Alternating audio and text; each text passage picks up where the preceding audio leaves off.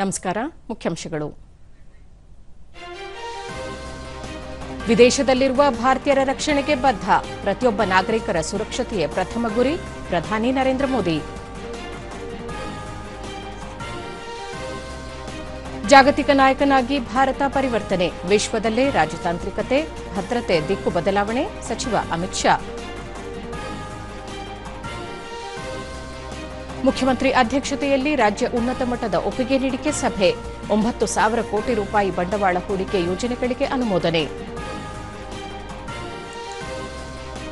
ಖ್ಯಾತ ಚಲನಚಿತ್ರ ನಿರ್ದೇಶಕ ಶ್ಯಾಮ್ ಬೆನಗಲ್ ನಿಧನ, ಮುಂಬೈನ ಖಾಸಗಿ ಆಸ್ಪತ್ರೆಯಲ್ಲಿ ಕೊನೆಯುಸಿರು.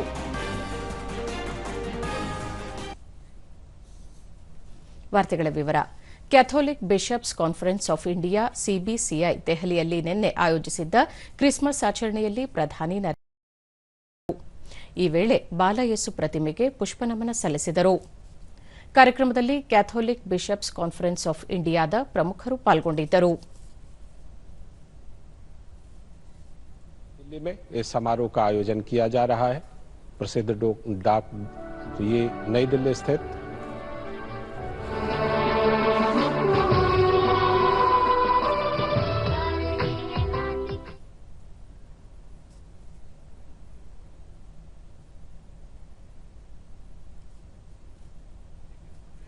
ಬಳಿಕ ಪ್ರಧಾನಿ ಸಿಬಿಸಿಐ 80 ವರ್ಷಗಳನ್ನು ಪೂರ್ಣಗೊಳಿಸಿದೆ. ಈ ಮಹತ್ತರ ಮೈಲಿಗಲ್ಲು ಸ್ಥಾಪನೆಯಲ್ಲಿ ಸಂಸ್ಥೆಯನ್ನು ಅಭಿನಂದಿಸುವುದಾಗಿ ತಿಳಿಸಿದರು. ಇಟಲಿಯಲ್ಲಿ G7 ಶೃಂಗ ನಡೆದ ಸಂದರ್ಭದಲ್ಲಿ ಪೋಪ್ ಫ್ರಾನ್ಸಿಸ್ ಅವರಿಂದ ಭವ್ಯ ಸ್ವಾಗತ ದೊರೆತಿತ್ತು. ಕಳೆದ 3 ವರ್ಷಗಳಲ್ಲಿ 2ನೇ ಬಾರಿ ಅವರನ್ನು ಭೇಟಿ ಮಾಡುವ ಸದಾವಕಾಶ ತಮಗೆ ಲಭಿಸಿತ್ತು. ಅವರನ್ನು ಭಾರತಕ್ಕೆ ಬರುವಂತೆ ಆಹ್ವಾನ ನೀಡಲಾಗಿದೆ ಎಂದು ಹೇಳಿದರು. ವಿಕಸಿತ ಭಾರತದ ಸಂಕಲ್ಪವನ್ನು ಸಾಕಾರ ಮಾಡಲು ಯುವಜನರು ಸ್ಫೂರ್ತಿ ಮತ್ತು ಭರವಸೆ ನೀಡಿದ್ದಾರೆ. ವಿಶ್ವದ ಯಾವುದೇ ಭಾಗದಲ್ಲಿ ಸಂಕಷ್ಟದ ಸಮಯದಲ್ಲಿ ಭಾರತೀಯರು ಸಿಲುಕಿದ್ದರೆ ಅವರನ್ನು ಸುರಕ್ಷಿತವಾಗಿ ತಾಯ್ನಾಡಿಗೆ ಕರೆತರುವ ಜವಾಬ್ದಾರಿ ನಿರ್ವಹಿಸಲಾಗುತ್ತಿದೆ. ತೊಂದರೆಯಲ್ಲಿ ಸಿಲುಕಿದ ಮಂದಿಯನ್ನು ದೇಶಕ್ಕೆ ಕರೆತರುವುದು ಕೇವಲ ರಾಜತಾಂತ್ರಿಕ ಕೆಲಸವಲ್ಲ, ಬದಲಾಗಿ ಅದು ನಮ್ಮ ಕರ್ತವ್ಯ. ಪ್ರತಿಯೊಬ್ಬ ನಾಗರಿಕರಿಗೆ ರಕ್ಷಣೆ ನೀಡುವುದು ನಮ್ಮ ಗುರಿ ಎಂದು ಹೇಳಿದರು. ಕೋವಿಡ್ ಸಾಂಕ್ರಾಮಿಕ ಸಂದರ್ಭದಲ್ಲಿ ರೋಗದ ಸಮಯದಲ್ಲಿ ಅನೇಕ ದೇಶಗಳು ಸಂಕಷ್ಟಕ್ಕೆ ಸಿಲುಕಿದ್ದಾಗ ಬಡ ದೇಶಗಳಿಗೆ ಮಾನವೀಯ ನೆಲೆಗಟ್ಟಿನಲ್ಲಿ ಸಹಾಯ ಮಾಡಲಾಗಿತ್ತು. ಭಾರತ ಜಗತ್ತಿನ 150ಕ್ಕೂ ಅಧಿಕ ದೇಶಗಳಿಗೆ ಲಸಿಕೆ ಸೇರಿದಂತೆ ಇನ್ನಿತರೆ ಸಹಾಯ ಮಾಡಿದೆ ಎಂದು ತಿಳಿಸಿದರು. ಸಮಾಜದಲ್ಲಿ ಹಿಂಸಾಚಾರಗಳನ್ನು ಪ್ರಚೋದಿಸುವ ಪ್ರಯತ್ನಗಳು ಖಂಡನಾರ್ಹ. ಪ್ರೀತಿ, ಸೌಹಾರ್ದತೆ, ಭ್ರಾತೃತ್ವ ಮುಖ್ಯ. ಅಶಾಂತಿ ಮತ್ತು ಹಿಂಸಾಚಾರವನ್ನು ಹರಡುವ ಪ್ರಯತ್ನವನ್ನು ಎಲ್ಲರೂ ಖಂಡಿಸಬೇಕಿದೆ ಎಂದರು. ಯೇಸುಕ್ರಿಸ್ತರು ಜಗತ್ತಿಗೆ ಸಹಾನುಭೂತಿ ಮತ್ತು ನಿಸ್ವಾರ್ಥ ಮಾರ್ಗವನ್ನು ತೋರಿಸಿದ್ದಾರೆ. ದೇಶ ಇಂದು ಸಬ್ಕಾ ಸಾಥ್, ಸಬ್ಕಾ ವಿಕಾಸ್ ಮತ್ತು ಸಬ್ಕಾ ಪ್ರಯಾಸ್ ಎನ್ನುವ ಸಾಮಾನ್ಯ ಗುರಿಯೊಂದಿಗೆ ಮುನ್ನಡೆಯುತ್ತಿದೆ. ಸೂಕ್ಷ್ಮತೆಯನ್ನು ನಮ್ಮ ಕೆಲಸದ ಮಾನದಂಡವಾಗಿಸಿಕೊಳ್ಳಲಾಗಿದೆ ಎಂದು ತಿಳಿಸಿದರು. पूरी दुनिया ने इसे देखा भी और महसूस भी किया. कोरोना जैसी इतनी बड़ी पैंडेमिक आई, दुनिया के कई देश जो ह्यूमन राइट्स और मानवता की बड़ी बड़ी बातें करते हैं, जो इन बातों को डिप्लोमेटिक वेपन के रूप में इस्तेमाल करते हैं, जरूरत पड़ने पर वो गरीब और छोटे देशों की मदद से पीछे हट गए. उस समय उन्होंने केवल अपने हितों की चिंता की, लेकिन भारत ने परमार्थ भाव से अपने सामर्थ्य से भी आगे जाकर कितने ही देशों की मदद की. हमने दुनिया के 150 से ज्यादा देशों में दवाइयां पहुंचाई, कई देशों को वैक्सीन भेजी. इसका पूरी दुनिया पर एक बहुत सकारात्मक असर भी पड़ा.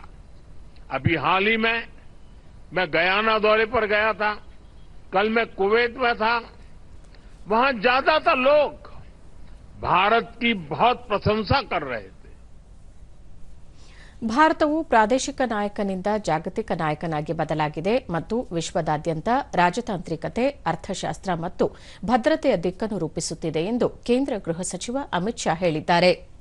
ದೆಹಲಿಯಲ್ಲಿ ನಿನ್ನೆ ನಡೆದ 37ನೇ ಇಂಟೆಲಿಜೆನ್ಸ್ ಬ್ಯೂರೋ ಶತಮಾನೋತ್ಸವ ದತ್ತಿ ಉಪನ್ಯಾಸವನ್ನು ಉದ್ದೇಶಿಸಿ ಮಾತನಾಡಿದ ಅವರು, ಇಂಟೆಲಿಜೆನ್ಸ್ ಬ್ಯೂರೋದ ಕಾರ್ಯವಿಧಾನ, ಅದರ ಜಾಗರೂಕತೆ, ಕ್ರಿಯಾಶೀಲತೆ, ನಿರ್ಣಾಯಕ ಪಾತ್ರಗಳು ದೇಶವನ್ನು ಸುರಕ್ಷಿತವಾಗಿರಿಸಿದೆ ಎಂದು ತಿಳಿಸಿದರು. ಕಳೆದ 10 ವರ್ಷಗಳಲ್ಲಿ ಇಂಟೆಲಿಜೆನ್ಸ್ ಬ್ಯೂರೋದ ಜಾಗರೂಕತೆ, ತೀಕ್ಷ್ಣತೆ ಮತ್ತು ಫಲಿತಾಂಶಗಳನ್ನು ನೀಡುವ ಸಾಮರ್ಥ್ಯದಲ್ಲಿ ಗಮನಾರ್ಹ ಸುಧಾರಣೆಯನ್ನು ನೋಂದಾಯಿಸಲಾಗಿದೆ.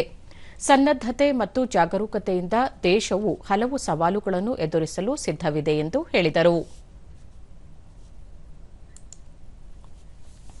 ಕೃಷಿ ಕ್ಷೇತ್ರಕ್ಕೆ ಸಂಬಂಧಿಸಿದಂತೆ ಪ್ರಯೋಗಾಲಯಗಳಲ್ಲಿ ವಿಜ್ಞಾನಿಗಳು ಮಾಡುವ ಪ್ರಯೋಗಗಳು ಕೃಷಿಕರತ್ತ ತಲುಪುವುದು ಇಂದಿನ ತುರ್ತು ಅಗತ್ಯಗಳಲ್ಲಿ ಒಂದಾಗಿದೆ ಎಂದು ಕೇಂದ್ರ ಸಚಿವ ಶಿವರಾಜ್ ಸಿಂಗ್ ಚೌಹಾಣ್ ಹೇಳಿದ್ದಾರೆ. ದೆಹಲಿಯಲ್ಲಿ ನಿನ್ನೆ Gokhale institute of politics and economics ಸಂಸ್ಥೆಯಲ್ಲಿ ಆಯೋಜಿಸಿದ್ದ ಅಮೃತ ಮಹೋತ್ಸವ ಸಮ್ಮೇಳನದಲ್ಲಿ ಮಾತನಾಡಿದ ಅವರು, ಕೃಷಿ ಕ್ಷೇತ್ರದ ಸುಸ್ಥಿರತೆ, ಸಮಸ್ಯೆಗಳು ಹಾಗೂ ಸವಾಲುಗಳ ಕುರಿತು ಮಾತನಾಡಿದರು. ಕೃಷಿ ಅಭಿವೃದ್ಧಿಗೆ ಸಂಬಂಧಿಸಿದಂತೆ ವಿಜ್ಞಾನಿಗಳು ಪ್ರಯೋಗಾಲಯಗಳಲ್ಲಿ ಸಾಕಷ್ಟು ಪ್ರಯೋಗಗಳನ್ನು ನಡೆಸುತ್ತಿದ್ದರೂ ಎಲ್ಲವೂ ಕೃಷಿ ಭೂಮಿಯಲ್ಲಿ ಜಾರಿಯಾಗುತ್ತಿಲ್ಲ. ಕೃಷಿಕರಿಗೆ ಈ ಪ್ರಯೋಗಗಳ ಬಗ್ಗೆ ಕಿಂಚಿತ್ತೂ ಮಾಹಿತಿ ದೊರೆಯುತ್ತಿಲ್ಲ ಎಂದ ಸಚಿವರು, ವಿಜ್ಞಾನಿಗಳು ಮತ್ತು ಕೃಷಿಕರ ನಡುವಿನ ಅಂತರವನ್ನು ಕಡಿಮೆ ಮಾಡಬೇಕಿದೆ ಎಂದರು. ವಿಜ್ಞಾನಿಗಳು ಮತ್ತು ಕೃಷಿಕರ ನಡುವಿನ ಅಂತರವನ್ನು ಕಡಿಮೆ ಮಾಡಲು ಕೇಂದ್ರ ಸರ್ಕಾರ ದೂರದರ್ಶನ ವಾಹಿನಿಯಲ್ಲಿ ಆಧುನಿಕ್ ಕೃಷಿ ಚೌಪಾಲ್ ಕಾರ್ಯಕ್ರಮವನ್ನು ಪ್ರಾರಂಭಿಸಿದೆ. ರೈತರು ಮತ್ತು ವಿಜ್ಞಾನಿಗಳು ಮುಖಾಮುಖಿಯಾಗಿ ಚರ್ಚೆಯಲ್ಲಿ ಪಾಲ್ಗೊಂಡು ಕೃಷಿ ಕ್ಷೇತ್ರದ ಸಮಸ್ಯೆ, ಪರಿಹಾರಗಳ ಕುರಿತು ಚರ್ಚಿಸುವುದು ಇದರ ಉದ್ದೇಶವಾಗಿದ್ದು, ಕೃಷಿಕರು ಇದರ ಪ್ರಯೋಜನ ಪಡೆಯುವಂತೆ ತಿಳಿಸಿದರು. और पूरा जीवन किसानों के लिए जीते रहे चौधरी चरण सिंह जी, लेकिन इस देश में कांग्रेस के रहते कभी ऐसे नेताओं का सम्मान नहीं हुआ। और जैसा भाई देवेंद्र जी बता रहे थे, अटल जी ने उनके जन्मदिन को किसान दिवस के रूप में मनाए जाने का फैसला स्वर्गीय अटल बिहारी वाजपेयी जी ने लिया था। आज उनके चरणों में प्रणाम। ಕಳೆದ 10 ವರ್ಷಗಳಲ್ಲಿ ತ್ಯಾಜ್ಯದಿಂದ ಆದಾಯ ಗಳಿಸುವ ಕಾರ್ಯಕ್ಕೆ ಕೇಂದ್ರ ಸರ್ಕಾರ ಮುಂದಾಗಿದ್ದು, ಈಗಾಗಲೇ ಈ ನಿಟ್ಟಿನಲ್ಲಿ ಯಶಸ್ವಿಯಾಗಿದೆ. ಈ ಮೂಲಕ ತ್ಯಾಜ್ಯವೂ ಸಹ ಸಂಪನ್ಮೂಲ ವಸ್ತು ಎಂಬ ಪರಿಕಲ್ಪನೆಗೆ ಒತ್ತು ನೀಡಿದೆ ಎಂದು ಕೇಂದ್ರ ಸಿಬ್ಬಂದಿ, ಸಾರ್ವಜನಿಕ ಕುಂದುಕೊರತೆಗಳು ಮತ್ತು ಪಿಂಚಣಿ ಖಾತೆ ಸಹಾಯಕ ಸಚಿವ ಡಾ ಜಿತೇಂದ್ರ ಸಿಂಗ್ ಹೇಳಿದರು. ದೆಹಲಿಯಲ್ಲಿ ನಿನ್ನೆ ಉತ್ತಮ ಆಡಳಿತ ಪದ್ದತಿಯ ಕುರಿತ ಕಾರ್ಯಾಗಾರ ಉದ್ಘಾಟಿಸಿ ಮಾತನಾಡಿದ ಅವರು, ಹಸುವಿನ ಉಪ ಉತ್ಪನ್ನ ಮತ್ತು ಪ್ಲಾಸ್ಟಿಕ್ ಸೇರಿದಂತೆ ವಿವಿಧ ತ್ಯಾಜ್ಯಗಳಿಂದ ಆದಾಯ ಗಳಿಸಲಾಗುತ್ತಿದ್ದು, ಉತ್ತಮ ಆಡಳಿತ ಪದ್ದತಿಗೆ ಇದು ಒಂದು ಉದಾಹರಣೆ ಎಂದರು. ಸರ್ಕಾರಿ ಕಚೇರಿಗಳಲ್ಲಿ ಭೌತಿಕ ಕಡತಗಳನ್ನು ಕಡಿಮೆ ಮಾಡುವುದು, ಹಳೆಯ ಕುರ್ಚಿಗಳು, ಕಂಪ್ಯೂಟರ್ ಹಾಗೂ ತ್ಯಾಜ್ಯ ವಿಲೇವಾರಿಗೆ ಹಲವು ಕ್ರಮ ಕೈಗೊಳ್ಳುವ ಮೂಲಕ ಆಡಳಿತದಲ್ಲಿ ಸುಧಾರಣೆ ತರಲಾಗುತ್ತಿದೆ ಎಂದು ಹೇಳಿದರು. ಉತ್ತಮ ಆಡಳಿತ ಪದ್ದತಿಯನ್ನು ವಿಸ್ತರಿಸುವುದನ್ನು ಖಚಿತಪಡಿಸಿಕೊಳ್ಳಲು ಸ್ವಚ್ಛತಾ ಅಭಿಯಾನವನ್ನು ಕೆಳಹಂತಕ್ಕೆ ವಿಸ್ತರಿಸುವ ಸಾಧ್ಯತೆಯ ಕುರಿತು ಅವರು ಚರ್ಚಿಸಿದರು. ಇದೇ ವೇಳೆ ಸಿಎಸ್ಐ, ಜೈವಿಕ ತಂತ್ರಜ್ಞಾನ, ವಿಜ್ಞಾನ ಮತ್ತು ತಂತ್ರಜ್ಞಾನ ಸಂಸ್ಥೆಗಳು ಸೇರಿದಂತೆ ವಿವಿಧ ಇಲಾಖೆ ಮತ್ತು ಸಂಸ್ಥೆಗಳ ಏಕೀಕರಣ ಭವಿಷ್ಯದಲ್ಲಿ ನೆರವಾಗಲಿದೆ ಎಂದು ಸಚಿವ ಡಾ ಜಿತೇಂದ್ರ ಸಿಂಗ್ ಅಭಿಪ್ರಾಯಪಟ್ಟರು.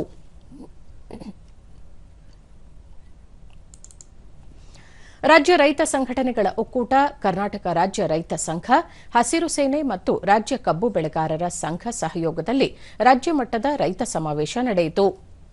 ಮೈಸೂರಿನ ಮುಕ್ತ ವಿಶ್ವವಿದ್ಯಾಲಯದ ಸಭಾಂಗಣದಲ್ಲಿ ನಿನ್ನೆ ನಡೆದ ಕಾರ್ಯಕ್ರಮದಲ್ಲಿ ರಾಜ್ಯ ರೈಲ್ವೆ ಖಾತೆ ರಾಜ್ಯ ಸಚಿವ ವಿ ಸೋಮಣ್ಣ ಭಾಗವಹಿಸಿದ್ದರು. ಈ ಸಂದರ್ಭದಲ್ಲಿ ತಮಿಳುನಾಡು ರೈತ ಮುಖಂಡ ಪಿಆರ್ ಪಾಂಡ್ಯನ್, ಕೇರಳ ರೈತ ಮುಖಂಡ ಕೆವಿ ಬಿಜು ಮತ್ತಿತರರು ಉಪಸ್ಥಿತರಿದ್ದರು. ರಾಜ್ಯ ರೈತ ಸಂಘಟನೆಗಳ ಒಕ್ಕೂಟದ ರಾಜ್ಯಾಧ್ಯಕ್ಷ ಕುರುಬೂರು ಶಾಂತಕುಮಾರ್, ರಾಜ್ಯದಲ್ಲಿ ರೈತರ ಬೆಳೆಗೆ ಉತ್ತಮ ಬೆಲೆ ನಿಗದಿಪಡಿಸಬೇಕು. ಈ ಸಮಾವೇಶ ರೈತರ ಒಳಿತಿಗಾಗಿ ರೈತರ 21 ಸಮಸ್ಯೆಗಳನ್ನು ಕೇಂದ್ರ ಸಚಿವರಿಗೆ ನೀಡಲಾಗಿದೆ. ಸಮಸ್ಯೆಗಳಿಗೆ ಸೂಕ್ತ ಪರಿಹಾರ ದೊರೆಯಬೇಕು ಎಂದರು. ಸುಪ್ರೀಂ ಕೋರ್ಟ್ ಕೂಡ 2ನೇ ತಾರೀಕು ಅದರ ಬಗ್ಗೆ ಹೇಳಿದ್ದಾರೆ. ಮಧ್ಯರಾತ್ರಿ ಸುಪ್ರೀಂ ಕೋರ್ಟ್ನ ಜಡ್ಜ್ಗಳು ನಮ್ಮ ಮುಖಂಡರ ಜೊತೆ ಮಾತುಕತೆ ಆಡಿ ಅಸಮಾಧಾನವನ್ನು ಉಂಟು ಮಾಡಿದ್ದಾರೆ. ಆ ಹಿನ್ನೆಲೆಯಲ್ಲಿ ತಾವು ಸ್ವಲ್ಪ ಒತ್ತು ಕೊಟ್ಟರೆ ಖಂಡಿತವೂ ಕೂಡ ಪರಿಣಾಮಕಾರಿ ಕೆಲಸ ಆಗ್ತದೆ. ಮುಖ್ಯಮಂತ್ರಿ ಸಿದ್ದರಾಮಯ್ಯ ಅಧ್ಯಕ್ಷತೆಯಲ್ಲಿ ನಿನ್ನೆ ರಾಜ್ಯ ಉನ್ನತ ಮಟ್ಟದ ಒಪ್ಪಿಗೆ ನೀಡಿಕೆ ಸಮಿತಿಯ 64ನೇ ಸಭೆ ನಡೆಯಿತು. ಸಭೆಯಲ್ಲಿ ಸಚಿವರಾದ ಎಂಬಿ ಪಾಟೀಲ್, ಪ್ರಿಯಾಂಕ್ ಖರ್ಗೆ, ಚಲುವರಾಯಸ್ವಾಮಿ, ಮುಖ್ಯ ಕಾರ್ಯದರ್ಶಿ ಡಾ ಶಾಲಿನಿ ರಜನೀಶ್, ಅಪರ ಮುಖ್ಯ ಕಾರ್ಯದರ್ಶಿ ಎಲ್ಕೆ ಅತೀಕ್ ಸೇರಿದಂತೆ ಮತ್ತಿತರರು ಉಪಸ್ಥಿತರಿದ್ದರು. ಸಭೆಯಲ್ಲಿ ಒಟ್ಟು 9,823.31 ಕೋಟಿ ರೂಪಾಯಿ ಮೊತ್ತದ ಬಂಡವಾಳ ಹೂಡಿಕೆ ಯೋಜನೆಗಳಿಗೆ ಅನುಮೋದನೆ ನೀಡಲಾಯಿತು. ಇದು ಸುಮಾರು 5,605 ಜನರಿಗೆ ಉದ್ಯೋಗ ಲಭ್ಯವಾಗಲಿದೆ. 3 ಹೊಸ ಮತ್ತು ವಿಸ್ತರಣಾ ಬಂಡವಾಳ ಹೂಡಿಕೆ ಪ್ರಸ್ತಾವನೆಗಳು ಹಾಗೂ 6 ಹೆಚ್ಚುವರಿ ಬಂಡವಾಳ ಹೂಡಿಕೆ ಪ್ರಸ್ತಾವನೆಗಳು ಸೇರಿದಂತೆ ಒಟ್ಟು 9 ಯೋಜನಾ ಪ್ರಸ್ತಾವನೆಗಳಿಗೆ ಅನುಮೋದನೆ ನೀಡಲಾಗಿದೆ. ಕೋಚನಹಳ್ಳಿಯ ಎಲೆಕ್ಟ್ರಾನಿಕ್ಸ್ ಮ್ಯಾನುಫ್ಯಾಕ್ಚರಿಂಗ್ ಕ್ಲಸ್ಟರ್ನಲ್ಲಿ ಸೆಮಿಕಂಡಕ್ಟರ್ ವಲಯದಲ್ಲಿ 3,425 ಕೋಟಿ ರೂಪಾಯಿ ವೆಚ್ಚದ ಪ್ರಥಮ ಯೋಜನೆಗೆ ಸಭೆಯಲ್ಲಿ ಅನುಮೋದನೆ ನೀಡಲಾಯಿತು. ಸಕ್ಕರೆ ಕಾರ್ಖಾನೆಗಳು ಉಪ ಉತ್ಪನ್ನಗಳ ಉತ್ಪಾದನೆಯ ಸಂದರ್ಭದಲ್ಲಿ ರೈತರಿಗೂ ಲಾಭಾಂಶದಲ್ಲಿ ಪಾಲು ನೀಡುವ ಕುರಿತು ಪರಿಶೀಲನೆ ನಡೆಸಬೇಕು.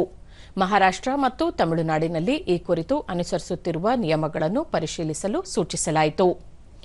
ಕೆಐಎಡಿಬಿಯಿಂದ ಕೈಗಾರಿಕೆಗಳನ್ನು ಆರಂಭಿಸಲು ಜಮೀನು ಪಡೆಯುವ ಕಂಪನಿಗಳು ನಿಗದಿತ ಅವಧಿಯಲ್ಲಿ ಕೈಗಾರಿಕೆಯನ್ನು ಆರಂಭಿಸದಿದ್ದರೆ ದಂಡ ವಿಧಿಸುವುದು ಸೇರಿದಂತೆ ಸೂಕ್ತ ಕ್ರಮ ಕೈಗೊಳ್ಳುವ ಕುರಿತು ಪರಿಶೀಲನೆ ನಡೆಸಬೇಕು ಎಂದು ನಿರ್ದೇಶನ ನೀಡಲಾಯಿತು. ಯುವ ಸಬಲೀಕರಣ ಮತ್ತು ಕ್ರೀಡಾ ಇಲಾಖೆ ಹಾಗೂ ಕರ್ನಾಟಕ ಒಲಿಂಪಿಕ್ಸ್ ಸಂಸ್ಥೆ ಮತ್ತು ದಕ್ಷಿಣ ಕನ್ನಡ ಮತ್ತು ಉಡುಪಿ ಜಿಲ್ಲಾಡಳಿತದ ಸಹಯೋಗದಲ್ಲಿ ಜನವರಿ 17ರಿಂದ 23ರವರೆಗೆ ಹಮ್ಮಿಕೊಂಡಿರುವ ಕರ್ನಾಟಕ ಕ್ರೀಡಾಕೂಟದ ಲಾಂಛನವನ್ನು ಮುಖ್ಯಮಂತ್ರಿ ಸಿದ್ದರಾಮಯ್ಯ ಬೆಂಗಳೂರಿನಲ್ಲಿ ನಿನ್ನೆ ಬಿಡುಗಡೆ ಮಾಡಿದರು. ಈ ವೇಳೆ ಸಚಿವರಾದ ಡಾ G Parameshwar, KJ George, Karnataka Olympics association ಅಧ್ಯಕ್ಷ ಕೆ ಗೋವಿಂದರಾಜು ಸೇರಿದಂತೆ ಜನಪ್ರತಿನಿಧಿಗಳು ಹಾಗೂ ಹಿರಿಯ ಅಧಿಕಾರಿಗಳು ಉಪಸ್ಥಿತರಿದ್ದರು. ಬಳಿಕ ಮುಖ್ಯಮಂತ್ರಿ ಮಂಗಳೂರು ಮತ್ತು ಉಡುಪಿ ಜಿಲ್ಲೆಯಲ್ಲಿ ಹಮ್ಮಿಕೊಂಡಿರುವ ಕರ್ನಾಟಕ ಕ್ರೀಡಾಕೂಟವನ್ನು ವ್ಯವಸ್ಥಿತವಾಗಿ ನಡೆಸಬೇಕು. ಕ್ರೀಡಾಕೂಟದಲ್ಲಿ ಸುಮಾರು 25 ವಿಭಾಗಗಳಲ್ಲಿ ಕ್ರೀಡಾ ಸ್ಪರ್ಧೆಯನ್ನು ಆಯೋಜಿಸಲಾಗಿದೆ. 3,750 ಕ್ರೀಡಾಪಟುಗಳು, 750 ತಾಂತ್ರಿಕ ಅಧಿಕಾರಿಗಳು ಮತ್ತು ಸಂಘಟಕರು ಸೇರಿದಂತೆ ಅಂದಾಜು 4,500 ಮಂದಿ ಭಾಗವಹಿಸಲಿದ್ದು, ಎಲ್ಲಾ ವ್ಯವಸ್ಥೆಗಳನ್ನು ಅಚ್ಚುಕಟ್ಟಾಗಿ ನಿರ್ವಹಿಸಬೇಕು ಎಂದು ಸೂಚನೆ ನೀಡಿದರು. ಜನವರಿ 17ರಂದು ಮಂಗಳೂರಿನಲ್ಲಿ ಕ್ರೀಡಾಕೂಟದ ಉದ್ಘಾಟನಾ ಸಮಾರಂಭ ನಡೆಯಲಿದ್ದು, ಉಡುಪಿ ಜಿಲ್ಲೆಯಲ್ಲಿ ನಡೆಯಲಿರುವ ಸಮಾರೋಪ ಸಮಾರಂಭದಲ್ಲಿ ಗೃಹ ಸಚಿವ ಡಾ ಜಿ ಪರಮೇಶ್ವರ್ ಪಾಲ್ಗೊಳ್ಳಲಿದ್ದಾರೆ ಎಂದು ಮಾಹಿತಿ ನೀಡಿದರು. ಚಲನಚಿತ್ರ ನಿರ್ದೇಶಕ ಶ್ಯಾಮ್ ಬೆನಗಲ್ ನಿನ್ನೆ ಮುಂಬೈನಲ್ಲಿ ನಿಧನರಾಗಿದ್ದಾರೆ. ಅವರಿಗೆ 90 ವರ್ಷ ವಯಸ್ಸಾಗಿತ್ತು. ದೀರ್ಘಕಾಲದ ಮೂತ್ರಪಿಂಡ ಕಾಯಿಲೆಗೆ ಚಿಕಿತ್ಸೆ ಪಡೆಯುತ್ತಿದ್ದ ಶ್ಯಾಮ್ ಬೆನಗಲ್ ಮುಂಬೈನ ಖಾಸಗಿ ಆಸ್ಪತ್ರೆಯಲ್ಲಿ ಕೊನೆಯುಸಿರೆಳೆದರು. ಭಾರತೀಯ ಚಿತ್ರರಂಗದ ಶ್ರೇಷ್ಠ ನಿರ್ದೇಶಕರಲ್ಲಿ ಒಬ್ಬರೆಂದು ಶ್ಯಾಮ್ ಬೆನಗಲ್ ಪರಿಗಣಿಸಲ್ಪಟ್ಟಿದ್ದಾರೆ. ಅಂಕುರ್, ಭೂಮಿಕಾ, ನಿಶಾಂತ್, ಮಂಥನ್, ಸರ್ದಾರಿ ಬೇಗಂ ಮತ್ತು ಜುಬೇದಾ ಮುಂತಾದ ಸಾಂಪ್ರದಾಯಿಕ ಸಾಮಾಜಿಕ ಚಿತ್ರಗಳನ್ನು ನೀಡಿದ್ದಾರೆ.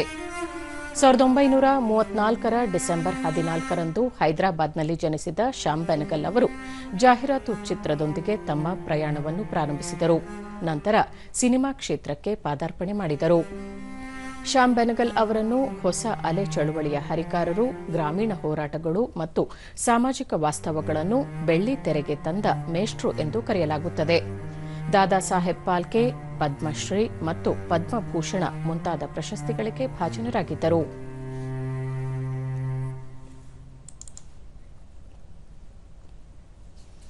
ಹುಬ್ಬಳ್ಳಿಯ ಉಣಕಲ್ಲದಲ್ಲಿ ಗ್ಯಾಸ್ ಸೋರಿಕೆಯಿಂದ ಸಂಭವಿಸಿದ ಅಗ್ನಿ ದುರಂತದಲ್ಲಿ ಗಾಯಗೊಂಡು ಕಿಮ್ಸ್ ಆಸ್ಪತ್ರೆಯಲ್ಲಿ ಚಿಕಿತ್ಸೆ ಪಡೆಯುತ್ತಿರುವವರನ್ನು ಕೇಂದ್ರ ಸಚಿವ ಪ್ರಹ್ಲಾದ್ ಜೋಶಿ ನಿನ್ನೆ ಭೇಟಿ ಮಾಡಿ ಆರೋಗ್ಯ ವಿಚಾರಿಸಿದರು. ಬಳಿಕ ಸುದ್ದಿಗಾರರೊಂದಿಗೆ ಸಚಿವರು ವಿಶೇಷ ವಾರ್ಡ್ನಲ್ಲಿ ಗಾಯಾಳುಗಳಿಗೆ ಎಲ್ಲಾ ಅಗತ್ಯ ಚಿಕಿತ್ಸೆ ನೀಡಲಾಗುತ್ತಿದೆ ಎಂದು ವೈದ್ಯರು ತಿಳಿಸಿದ್ದು, ಗಾಯಾಳುಗಳಿಗೆ ಹಣಕಾಸಿನ ನೆರವಿನ ಬಗ್ಗೆ ಪರಿಶೀಲಿಸಲಾಗುತ್ತಿದೆ. ಔಷಧಿ ಸೇರಿದಂತೆ ಇನ್ನಿತರ ಸಹಕಾರ ನೀಡಲು ಸಿದ್ದವಿರುವುದಾಗಿ ಅವರು ತಿಳಿಸಿದರು. ವಿಧಾನ ಪರಿಷತ್ ಸದಸ್ಯ ಸಿಟಿ ರವಿ ಅವರ ಬಂಧನದ ಹಿಂದೆ ರಾಜಕೀಯ ಪಿತೂರಿ ಅಡಗಿದೆ. ಪೊಲೀಸರು ರಾಜ್ಯ ಸರ್ಕಾರದ ಅಣತೆಯಂತೆ ನಡೆದುಕೊಂಡಿದ್ದಾರೆ ಎಂದರು. ಉಳಿದಂತೆ ಪರಿಹಾರಕ್ಕೆ ಸಂಬಂಧಿಸಿದಂತೆ ನಾವು ಏನು ಮಾಡಲಿಕ್ಕೆ ಸಾಧ್ಯ ಇದೆ ಆ ಎಲ್ಲ ಪ್ರಯತ್ನವನ್ನು ಮಾಡ್ತೀವಿ ಮತ್ತು ಟ್ರೀಟ್ಮೆಂಟಕ್ಕೂ ಯಾವುದೇ ರೀತಿಯ ಹಣಕಾಸಿನ ಕೊರತೆ ಆಗಲಾರದಂಗೆ ನಾವು ನೋಡ್ತೀವಿ. ಅಕಸ್ಮಾತ್ ಮತ್ತೊಂದು ಏನಾದರೂ ತೊಂದರೆ ಇದೆ ಅಂತಂದರೆ ನಾನು ಅದನ್ನು ವೈಯಕ್ತಿಕವಾಗಾದರೂ ಅರೇಂಜ್ಮೆಂಟ್ ಮಾಡಿ ನಾನು ಮಾಡಿಸ್ತೇನೆ. ಡಿ ಕೆ ಶಿವಕುಮಾರ್ ಅವರ ಹೇಳಿಕೆ ಏನದಲ್ಲ, ಇದು ಒಂದು ನಾಗರಿಕ ಸಮಾಜಕ್ಕೆ ಶೋಭಿಸುವಂಥದ್ದಲ್ಲ. ಪೊಲಿಟಿಕ್ಸು ಮತ್ತೊಂದು ಮುಗಿದೊಂದು ಸ್ಥಾನಮಾನ ಮತ್ತೊಂದು ಬೇರೆ. ನಾಗರಿಕ ಸಮಾಜಕ್ಕೆ ಅಕಸ್ಮಾತ್ ಆಗಿ ಫಾರ್ ಎ ಮೂಮೆಂಟ್ ಅಂದಿದ್ದಾರ ಇಲ್ಲೋ ಅಂತನ್ನೋದು ಸಭಾಧಿಪತಿಗಳ ಹೇಳಿಕೆನೇ ಫೈನಲ್. ಜಿಲ್ಲಾಧಿಕಾರಿ ದಿವ್ಯಾ ಪ್ರಭು ಘಟನೆಯಲ್ಲಿ 9 ಮಂದಿ ಗಾಯಗೊಂಡಿದ್ದು ಆ ಪೈಕಿ 8 ಜನರಿಗೆ ಶೇಕಡಾ 70ರಿಂದ 80ರಷ್ಟು ಸುಟ್ಟ ಗಾಯಗಳಾಗಿವೆ. ಎಲ್ಲರಿಗೂ ಉನ್ನತ ಮಟ್ಟದ ಚಿಕಿತ್ಸೆಯನ್ನು ಇಲ್ಲಿಯೇ ಒದಗಿಸಲಾಗುತ್ತಿದ್ದು ಬೇರೆಡೆಗೆ ಸ್ಥಳಾಂತರಿಸುವ ಅಗತ್ಯವಿಲ್ಲ ಎಂದು ತಿಳಿಸಿದರು. ಡಾಕ್ಟರ್ಗಳು ಹೇಳಿದ್ದಾರೆ, ಡೈರೆಕ್ಟರ್ ಜೊತೆಗೆ ನಾವು ಮಾತಾಡಿದ್ವಿ. ಹಾಗಾಗಿ ಇಲ್ಲಿಂದ ಯಾವುದು ಶಿಫ್ಟ್ ಮಾಡುವ ಅವಶ್ಯಕತೆ ಇಲ್ಲ. ಎಲ್ಲ ರೀತಿಯ ವ್ಯವಸ್ಥೆಗಳು ಇದೆ, ಅದಕ್ಕೆ ಬೇಕಾಗಿರುವ ಔಷಧಿಗಳು ಇರುವುದಾಗಿ ಮತ್ತೆ ಸ್ಪೆಷಲಿಸ್ಟ್ ಕೂಡ ಇಲ್ಲಿ ಇರುವುದಾಗಿ ಅವರ ಕನ್ಸರ್ನ್ ಡಿಪಾರ್ಟ್ಮೆಂಟ್ HOD ಕೂಡ ಅವರು ಮಾತಾಡಿದ್ದಾರೆ. ಕೇಂದ್ರ ಸರ್ಕಾರದ ಅಮೃತ್ 2.0 ಯೋಜನೆಯಡಿ ಯಾದಗಿರಿ ಜಿಲ್ಲೆಯ ಸುರಪುರ ತಾಲೂಕಿನ ಕಕ್ಕೇರ ಪಟ್ಟಣಕ್ಕೆ ನಾರಾಯಣಪುರ ಅಣೆಕಟ್ಟಿನಿಂದ 59 ಕೋಟಿ 39 ಲಕ್ಷ ರೂಪಾಯಿ ಮೊತ್ತದ ಕಾಮಗಾರಿಗೆ ಶಾಸಕ ರಾಜ ವೇಣುಗೋಪಾಲ ನಾಯಕ್ ನಿನ್ನೆ ಶಂಕುಸ್ಥಾಪನೆ ನೆರವೇರಿಸಿದರು.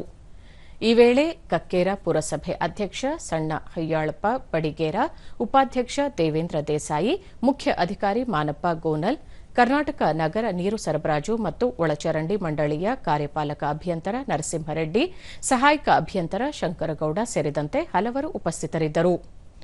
ಬಳಿಕ ರಾಜ ವೇಣುಗೋಪಾಲ ನಾಯಕ್ ಕುಕ್ಕೇರ ಪುರಸಭೆ ವ್ಯಾಪ್ತಿಯ ಎಲ್ಲಾ ವಾರ್ಡ್ಗಳಿಗೆ ಕುಡಿಯುವ ನೀರು ಪೂರೈಕೆ ಮತ್ತು ಮೀಟರ್ ಅಳವಡಿಕೆ ಕಾಮಗಾರಿ ಕೈಗೆತ್ತಿಕೊಳ್ಳಲಾಗಿದೆ. ನಾರಾಯಣಪುರ ಅಣೆಕಟ್ಟಿನಿಂದ ಜಲಧಾರೆ ಯೋಜನೆಯ ಮೂಲದಿಂದ ನೀರನ್ನು ಶುದ್ದೀಕರಿಸಿ ಎಲ್ಲಾ ವಾರ್ಡ್ಗಳಿಗೆ ಪೂರೈಕೆ ಮಾಡಲಾಗುವುದು. ಕಾಮಗಾರಿಯ ವೇಳೆ ಗುಣಮಟ್ಟಕ್ಕೆ ಆದ್ಯತೆ ನೀಡುವಂತೆ ಗುತ್ತಿಗೆದಾರರು ಮತ್ತು ಇಂಜಿನಿಯರ್ಗಳಿಗೆ ಸೂಚಿಸಿದರು. ಅನುಕೂಲ ಆಗೋ ತರ ತಾವು ಯಾವುದೇ ಕಂಪ್ಲೇಂಟ್ ಬರದೇ ಇರೋ ತರ ಮಾಡ್ರಿ. ಶಂಕರಗೌಡ ಜಲಧಾರೆ ಯೋಜನೆಯಡಿ ದೊಡ್ಡ ಟ್ಯಾಂಕರ್ಗಳನ್ನು ನಿರ್ಮಾಣ ಮಾಡಿ ನಾರಾಯಣಪುರ ಜಲಾಶಯದಿಂದ ಟ್ಯಾಂಕರ್ಗಳಿಗೆ ನೀರು ಪೂರೈಕೆ ಮಾಡಲಾಗುವುದು. ಬಳಿಕ ಎಲ್ಲಾ ವಾರ್ಡ್ಗಳಿಗೆ ಪೂರೈಕೆ ಮಾಡಲು ಕ್ರಮ ಕೈಗೊಳ್ಳಲಾಗುವುದು ಎಂದು ತಿಳಿಸಿದರು. ಮೊದಲ ಟ್ಯಾಂಕಿ ಬರಲಿ, ಅಲ್ಲಿಂದ ನಾವು ಒಟ್ಟು ಕಕ್ಕೇರ ಪಟ್ಟಣವನ್ನು ಒಟ್ಟು 8 ಝೋನ್ಗಳನ್ನಾಗಿ, ಅಂದ್ರೆ ಏರಿಳಿತಕ್ಕೆ ಅನುಗುಣವಾಗಿ, ಅಂದ್ರೆ ಪ್ರದೇಶ ಏರಿಳಿತಕ್ಕೆ ಅನುಗುಣವಾಗಿ 8 ಝೋನ್ಗಳನ್ನಾಗಿ ವಿಂಗಡಿಸಲಾಗಿದೆ. ಅಮೃತ್ ಭಾರತ್ ಯೋಜನೆಯಡಿ 2,000 ಕೋಟಿ ರೂಪಾಯಿ ವೆಚ್ಚದಲ್ಲಿ 61 ರೈಲು ನಿಲ್ದಾಣಗಳನ್ನು ಮೇಲ್ದರ್ಜೆಗೇರಿಸುವ ಕಾಮಗಾರಿ ಕೈಗೆತ್ತಿಕೊಳ್ಳಲಾಗಿದೆ ಎಂದು ಕೇಂದ್ರ ರೈಲ್ವೆ ಖಾತೆ ರಾಜ್ಯ ಸಚಿವ ವಿ ಸೋಮಣ್ಣ ತುಮಕೂರಿನಲ್ಲಿ ನಿನ್ನೆ ಹೇಳಿದ್ದಾರೆ. ತಿಪಟೂರು, ಗುಬ್ಬಿ ರೈಲು ನಿಲ್ದಾಣಗಳ ಕಾಮಗಾರಿ ಪ್ರಗತಿಯಲ್ಲಿದೆ. ತುಮಕೂರು ರೈಲು ನಿಲ್ದಾಣದ ಅಭಿವೃದ್ಧಿಗೆ ಜನವರಿಯಲ್ಲಿ ಟೆಂಡರ್ ಕರೆಯಲಾಗುವುದು. ಜೊತೆಗೆ 17 ರೈಲ್ವೆ ಮೇಲ್ಸೇತುವೆಗಳನ್ನು ನಿರ್ಮಾಣ ಮಾಡಲು ಕೇಂದ್ರ ಸರ್ಕಾರ ಅನುಮತಿ ನೀಡಿದೆ. ಇದರಲ್ಲಿ ಶೆಟ್ಟಿಹಳ್ಳಿ ಮತ್ತು ಭೀಮಸಂದ್ರ ಮೇಲ್ಸೇತುವೆಗಳು ಸೇರಿದ್ದು 18 ತಿಂಗಳೊಳಗಾಗಿ ಕಾಮಗಾರಿಗಳನ್ನು ಪೂರ್ಣಗೊಳಿಸುವ ಗುರಿ ಹೊಂದಲಾಗಿದೆ ಎಂದು ತಿಳಿಸಿದರು. ಇದರ ಜೊತೆಗೆ ತಿಪಟೂರಿನ ಹೊನ್ನವಳ್ಳಿ, ಶಾರದಾನಗರ ಸೇರಿದಂತೆ ಹಲವೆಡೆ ಮೇಲ್ಸೇತುವೆಗಳನ್ನು ನಿರ್ಮಾಣ ಮಾಡಲಾಗುವುದು. ರೈಲ್ವೆ ಮೇಲ್ಸೇತುವೆಗಳ ಕಾಮಗಾರಿಗಳನ್ನು ಸಮರೋಪಾದಿಯಲ್ಲಿ ಕೈಗೆತ್ತಿಕೊಳ್ಳಲಾಗುವುದು ಎಂದು ಹೇಳಿದರು. ನೆಲಮಂಗಲದಿಂದ ಊರುಕೆರೆವರೆಗೆ 45 ಕಿಲೋಮೀಟರ್ ಉದ್ದದ 6 ಪಥದ ರಸ್ತೆ ಅಗಲೀಕರಣ ಕಾಮಗಾರಿಯನ್ನು 2,044 ಕೋಟಿ ರೂಪಾಯಿ ವೆಚ್ಚದಲ್ಲಿ ಕೈಗೆತ್ತಿಕೊಳ್ಳಲು ಕೇಂದ್ರ ರಸ್ತೆ ಸಾರಿಗೆ ಸಚಿವ ನಿತಿನ್ ಗಡ್ಕರಿ ಸಮ್ಮತಿಸಿದ್ದಾರೆ. ಇದರ ಜೊತೆಗೆ ರಾಷ್ಟ್ರೀಯ ಹೆದ್ದಾರಿಗಳ ಕಾಮಗಾರಿಗಳನ್ನು 4,200 ಕೋಟಿ ರೂಪಾಯಿ ವೆಚ್ಚದಲ್ಲಿ ಕೈಗೆತ್ತಿಕೊಳ್ಳಲು ಪ್ರಸ್ತಾವನೆ ಸಲ್ಲಿಸಲಾಗಿದೆ ಎಂದು ಮಾಹಿತಿ ನೀಡಿದರು. ಕೊನೆಗೆ ಅವರು ಇದೆಲ್ಲ ಓದಿ ಇಲ್ಲ ಹೆಂಗಾಯ್ತು ಏನಾಯ್ತು ಅಂತ ಅವ್ರಿಗೆ ಇಡೀ ದೇಶ ಅವ್ರದ್ದಿದೆ, ಇದನ್ನು ಗಮನಕ್ಕೆ ತರಬೇಕಾದ್ರೆ ನಮ್ಮ ಕರ್ತವ್ಯ. ನಾನೊಬ್ಬ ಲೋಕಸಭಾ ಸದಸ್ಯನಾಗಿ ಮಂತ್ರಿಯಾಗಿ ಅಲ್ಲ, ನಾನೇ ಸ್ವತಃ ದಿನ ಓಡಾಡೋದ್ರಿಂದ ನೋಡಿ ಇದನ್ನು ತಂದ ಮೇಲೆ ಸ್ಪಂದಿಸಿದ್ದಾರೆ. ಆ ಕಾಂಟ್ರಾಕ್ಟರ್ ಕರೆಸಿ ಮತ್ತೆ ಮಾಡಿ ಎಲ್ಲವೂ ಕೂಡ ಆಗಿ ಅಗ್ರಿಮೆಂಟ್ ಆಗಿ ಕೆಲಸನೂ ಕೂಡ ಶುರು ಮಾಡ್ತಾ ಇದ್ದಾರೆ. ಚಾಮರಾಜನಗರ ಜಿಲ್ಲಾಡಳಿತ, ಜಿಲ್ಲಾ ಪಂಚಾಯತ್ ಸಹಯೋಗದೊಂದಿಗೆ ಆಯೋಜಿಸಲಾಗಿದ್ದ ರೈತ ದಿನಾಚರಣೆ ಹಾಗೂ ಜಿಲ್ಲಾ ಮಟ್ಟದ ಸಿರಿಧಾನ್ಯ ಹಬ್ಬ 2024 ಕಾರ್ಯಕ್ರಮವನ್ನು ಶಾಸಕ ಸಿ ಪುಟ್ಟರಂಗಶೆಟ್ಟಿ ಉದ್ಘಾಟಿಸಿದರು. ಕಾರ್ಯಕ್ರಮದಲ್ಲಿ ಶಾಸಕ ಎಆರ್ ಕೃಷ್ಣಮೂರ್ತಿ, ಚೂಡಾ ಅಧ್ಯಕ್ಷ ಮೊಹಮ್ಮದ್ ಅಸ್ಕರ್ ಮುನ್ನಾ, ಜಿಲ್ಲಾ ಪಂಚಾಯತ್ ಸಿಇಒ ಮೋನಾ ರೋತ್, ಕೃಷಿ ಜಂಟಿ ನಿರ್ದೇಶಕ ಅಬೀದ್ ಮತ್ತಿತರರು ಉಪಸ್ಥಿತರಿದ್ದರು.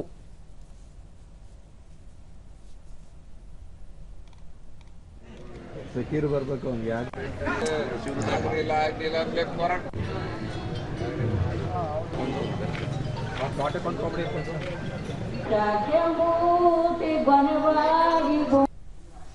ಬಳಿಕ ಸಿ ಪುಟ್ಟರಂಗಶೆಟ್ಟಿ ರೈತರ ಬೆಳೆಗಳಿಗೆ ಸೂಕ್ತ ಮಾರುಕಟ್ಟೆ ವ್ಯವಸ್ಥೆಯನ್ನು ಕಲ್ಪಿಸಲು ಸರ್ಕಾರ ಬದ್ಧವಾಗಿದೆ. ರೈತರು ಸಾವಯವ ಕೃಷಿಗೆ ಆದ್ಯತೆ ನೀಡಿ ಸಿರಿಧಾನ್ಯಗಳನ್ನು ಬೆಳೆದು ಆರ್ಥಿಕವಾಗಿ ಸದೃಢರಾಗಬೇಕು ಎಂದರು. ಸರ್ಕಾರಗಳು ಸಂಬಂಧಪಟ್ಟ ತಜ್ಞರು ಎಲ್ಲ ಕೂತು ಚಿಂತನೆ ಮಾಡಿ ಏರಿಯಾಗಳನ್ನ ಫಿಕ್ಸ್ ಮಾಡಿ ಬೆಳೆದ್ರೆ ಎಲ್ಲಾ ಕಾಲದಲ್ಲೂ ನಾವು ರೈತರಿಗೂ ಒಳ್ಳೆಯದಾಗ್ತದೆ. ಎಆರ್ ಕೃಷ್ಣಮೂರ್ತಿ ರೋಗ ನಿರೋಧಕ ಶಕ್ತಿ ವೃದ್ಧಿಸುವ ಸಿರಿಧಾನ್ಯಗಳ ಮಹತ್ವದ ಕುರಿತು ಪ್ರತಿಯೊಬ್ಬರು ಅರಿತುಕೊಳ್ಳಬೇಕು ಎಂದರು. ಆರೋಗ್ಯವನ್ನು ಕಾಪಾಡಿಕೊಳ್ಳೋ ದೃಷ್ಟಿಯಿಂದ ಎಸ್ಎಲ್ಸಿ ಸಂಸ್ಥೆ ಅವರು ದಾರಿ ತೋರಿಸ್ಕೊಡ್ತಾರೆ. ಹಾಗಾಗಿ ಇದು ರೋಗ ನಿರೋಧಕ ಶಕ್ತಿಯನ್ನು ಹೊಂದಿರತಕ್ಕಂಥ ಸಿರಿಧಾನ್ಯ.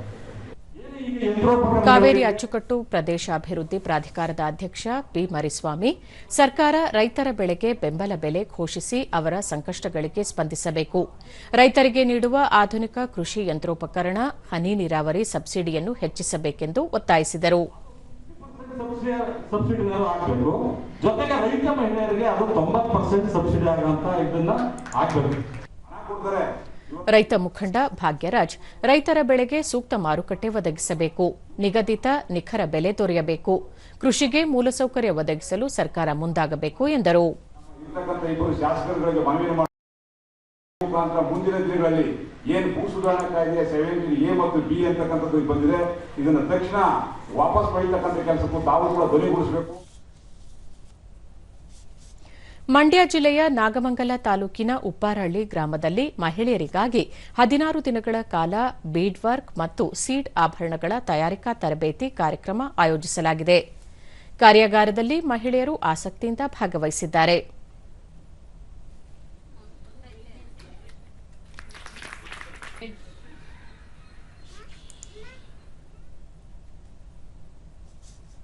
ಕಾರ್ಯಾಗಾರದ ಶಿಕ್ಷಕಿ ಲಲಿತಾ 16 ದಿನಗಳ ತರಬೇತಿ ಕಾರ್ಯಾಗಾರದಲ್ಲಿ ಮಹಿಳೆಯರು ತರಬೇತಿ ಪಡೆದು ಆರ್ಥಿಕವಾಗಿ ಸಬಲರಾಗುವ ಮೂಲಕ ಸ್ವಯಂ ಉದ್ಯೋಗ ರೂಪಿಸಿಕೊಳ್ಳಬೇಕು ಎಂದರು.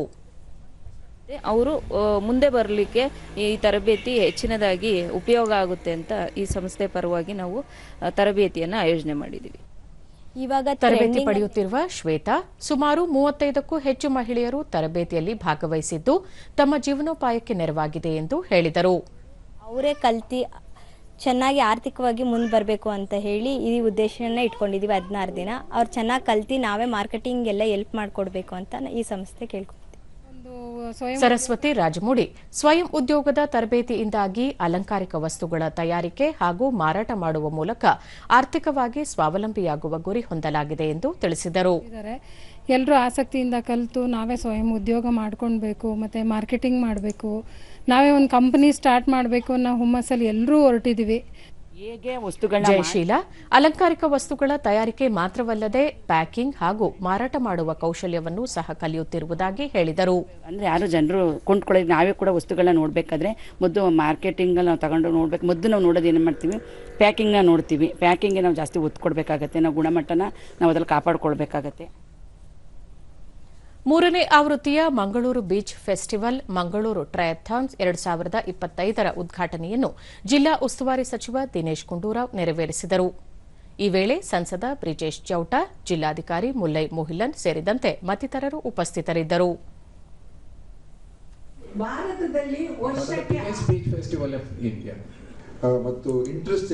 ಬಳಿಕ ದಿನೇಶ್ ಗುಂಡೂರಾವ್ ಮಂಗಳೂರು ದೇಶದ ಗಮನ ಸೆಳೆಯುವ ಎಲ್ಲಾ ಅವಕಾಶವನ್ನು ಹೊಂದಿರುವ ಸ್ಥಳವಾಗಿದೆ. ಸಾಂಸ್ಕೃತಿಕ, ಶೈಕ್ಷಣಿಕ, ಕ್ರೀಡೆ, ಸಾಮಾಜಿಕವಾಗಿ ಮಾನ್ಯತೆ ಪಡೆದ ಜಿಲ್ಲೆಯಾಗಿದೆ. ಒಂದೇ ಜಿಲ್ಲೆಯಲ್ಲಿ ಹಲವು ಭಾಷೆಗಳನ್ನು ಮಾತನಾಡುವ ಬಹುವೈವಿಧ್ಯ ಇಲ್ಲಿನ ವಿಶಿಷ್ಟ. ಮಂಗಳೂರಿನಲ್ಲಿ ವಿಪುಲ ಅವಕಾಶಗಳಿದ್ದು ಇಲ್ಲಿನ ಸಮುದ್ರದ ಕಿನಾರೆಯನ್ನು ಪ್ರವಾಸಿಗರ ಆಕರ್ಷಣೀಯ ಕೇಂದ್ರವಾಗಿ ಅಭಿವೃದ್ಧಿಪಡಿಸಿದ್ದಲ್ಲಿ ಆರ್ಥಿಕವಾಗಿ ಜಿಲ್ಲೆಗೆ ಸಹಕಾರಿಯಾಗಲಿದೆ ಎಂದರು. ಬಹಳಷ್ಟು events and you taken on lot of responsibilities but in doing all that I think the triathlon should not lose its focus. And that's what I feel, because that should become a flagship event, the triathlon, and the rest of the activities also are important. I'm not saying no, but I think the focus on triathlon should not go, so that it will attract the best people from across the country. ಸಂಸದ ಬ್ರಿಜೇಶ್ ಚೌಟ ಮಂಗಳೂರು ಸಾಧ್ಯತೆಗಳ ಸಾಗರ ಎಂದೇ ಬಣ್ಣಿಸಬಹುದು. ಇಲ್ಲಿ ಉದ್ದಿಮೆಗಳು ಇನ್ನಷ್ಟು ಆಕರ್ಷಕವಾಗಿ ಬದಲಾಗಬೇಕಿದೆ. ಜಿಲ್ಲೆಯ ಜನರು ಮುತುವರ್ಜಿ ವಹಿಸಿದರೆ ಇದು ಸಾಧ್ಯವಾಗಲಿದೆ. ಸಾಮಾಜಿಕ ಕಳಕಳಿಯ ಉದ್ದೇಶದಿಂದ ನಡೆಸುತ್ತಿರುವ ಬೀಚ್ ಫೆಸ್ಟಿವಲ್ ಜನರ ಮನ ತಲುಪಬೇಕಿದೆ ಎಂದರು. should not be limited just to getting companies from outside. Back to Uru should be about having a thought everybody who is outside Bangalore to think about Bangalore.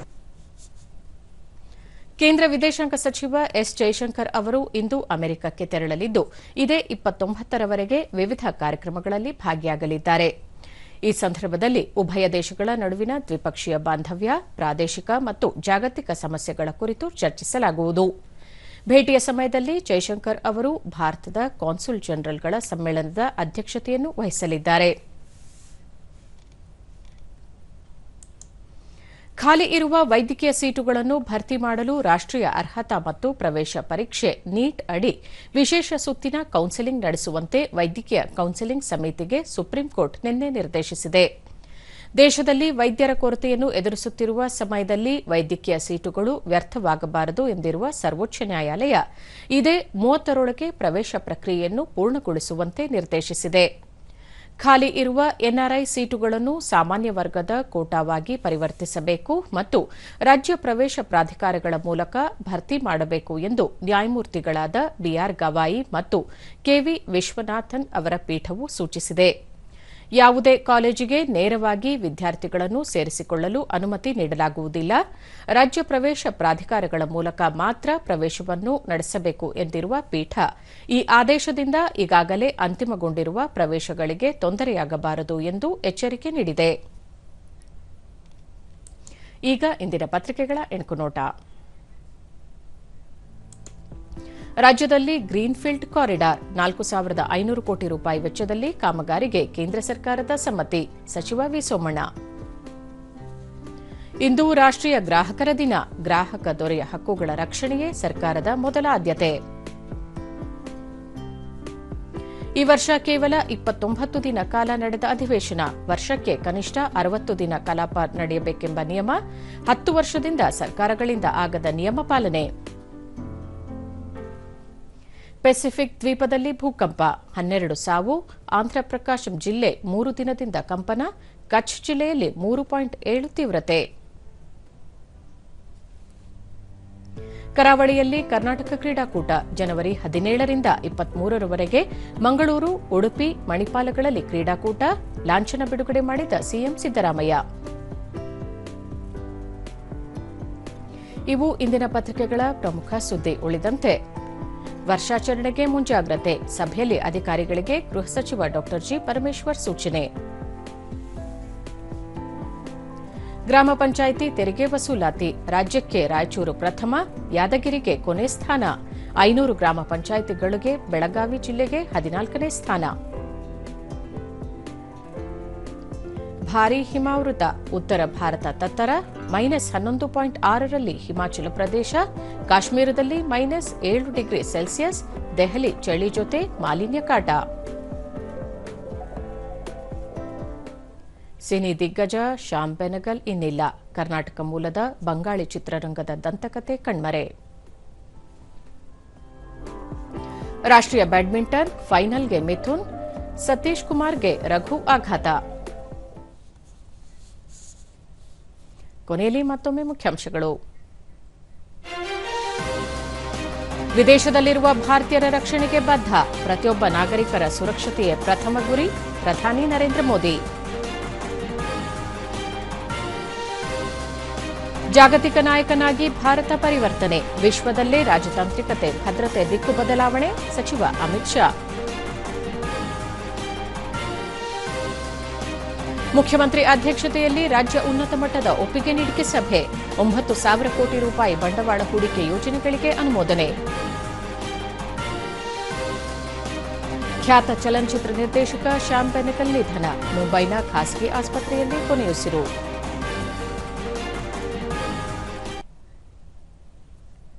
ನಮ್ಮ ವಾರ್ತಾ ಪ್ರಸಾರವನ್ನು ನೀವು ಡಿಡಿ ಚಂದನ news YouTube, X ಖಾತೆ, Facebook ಹಾಗೂ ಇನ್ಸ್ಟಾಗ್ರಾಂನಲ್ಲೂ ವೀಕ್ಷಿಸಬಹುದು.